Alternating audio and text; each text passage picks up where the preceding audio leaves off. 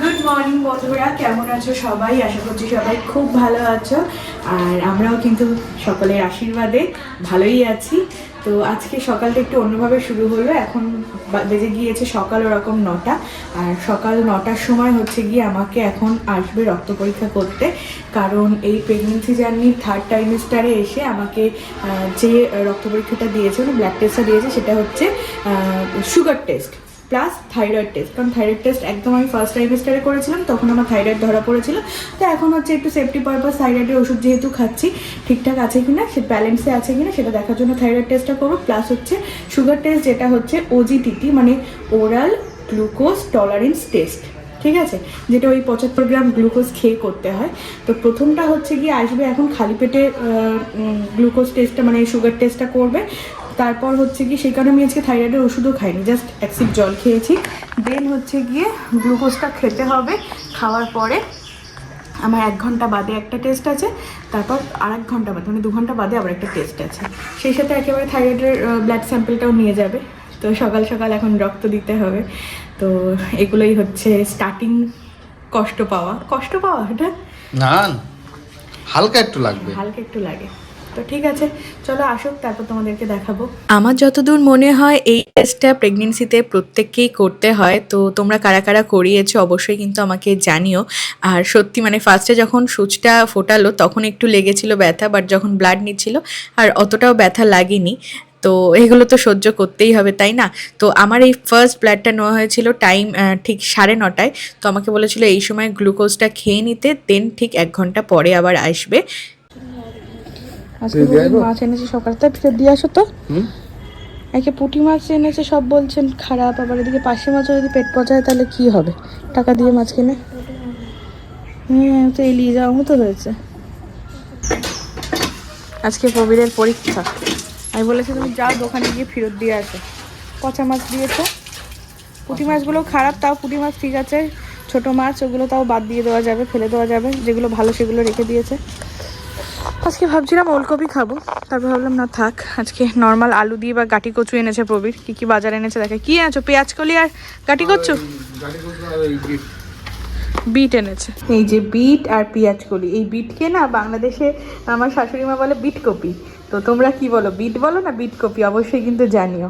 এতদিন শুধু ভিডিওতেই দেখে এসেছি, মানে অন্যদেরকে খেতে বা টেস্টটা করতে, আজকে আমাকে খেতে হবে। 75 গ্রাম গ্লুকোজ 1 গ্লাস জলে খেতে হবে। খালি পেটের টেস্টটা তো দেখলে হয়ে গিয়েছে। এবারে এইটা খাওয়ার 1 ঘন্টা পরে একটা টেস্ট হবে, আর 2 ঘন্টা পরে একটা হবে। এটা আমাদের কিনে রাখা উচিত ছিল বলো কালকে, তো কালকে আর সময় হয়নি। দেখো হাফ গ্লাস তো গ্লুকোজেই ভরে গেছে। এটা মেপে নিয়ে এসেছে প্রবীর।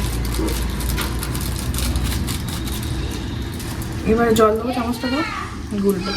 কি যে মিষ্টি লাগবে, এটা খেলে খিদেও লাগবে না, পুরো তো চিনি। এতটা গ্লুকোজ। আমি যে টেস্ট করতে এসেছিল ওকে বললাম যে একটু বেশি জলে খাওয়া যাবে কিনা, বললো না ঠিক 1 গ্লাস জলেই খেতে হবে। গ্লুকোজ খেতে ভালোবাসি, কিন্তু এরকমটা কেমন বিচ্ছিরি লাগবে জানি না। একেবারে ছাপাছাপি করে নিলাম।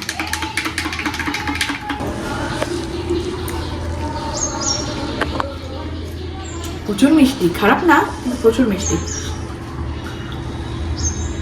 আর এটা খাওয়ার পরে বলেছি শুধুমাত্র জলই খাওয়া যাবে, আর কিছু খাওয়া যাবে না। 1 ঘন্টা পর, মানে ঠিক যেই টাইমে আমি গ্লুকোজ খাওয়া স্টার্ট করেছিলাম ঠিক সেই টাইমেই কিন্তু আবার ব্লাডটা নিতে চলে এসেছে। এরপর আবারও 1 ঘন্টা পরে আসবে, মানে টোটাল 3 বার ব্লাড নেওয়া হবে। এই যে বরমশাইকে ব্রেকফাস্ট দিয়ে দিচ্ছি, আমি তো কিছু খাবো না আজকে। এই যে কালকে ডিমের তরকারি গরম করে দিয়েছি আর পাউরুটি শাকা, সেই হোটেলের মতো। হ্যাঁ, এটাই খাও। এখন আর কি বানাবো একার জন্য, খেয়ে দেখো কেমন লাগছে। আর দুটো দেবো পাউরুটি?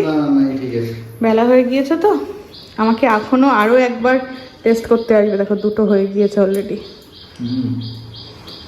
নাও খেয়ে নাও। দেখো এত সবজি রয়েছে, তারপরে আবার ওলকপি তুলতে গিয়েছে।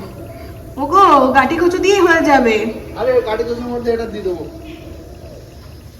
জাবনা করে খাবে ও। মাছ হচ্ছে চেঞ্জ হয়ে গিয়েছে, পার্শে মাছগুলো প্রবীর দিয়ে এসেছে, সেটার বদলে এই যে তেলাপিয়া নিয়ে এসেছে।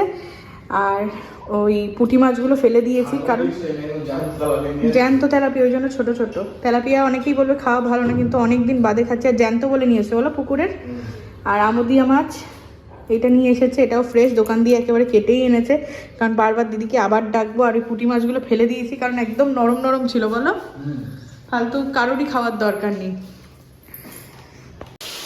আজকে সব গড়বড় হয়ে যাচ্ছে। প্রথমে মাছ পচা বেরিয়েছে, এদিকে তো আমুদি মাছটা ভাজছি, সব ঠিকঠাক আছে, কিন্তু এই তেলাপিয়া মাছগুলো একদম টাটকা, তো দেখো জড়াচ্ছে না, আমি যার কারণে দুটো দুটো করে ভাজছি, কিন্তু সব এরকম পেরে বেঁকে যাচ্ছে, কি করা যাবে।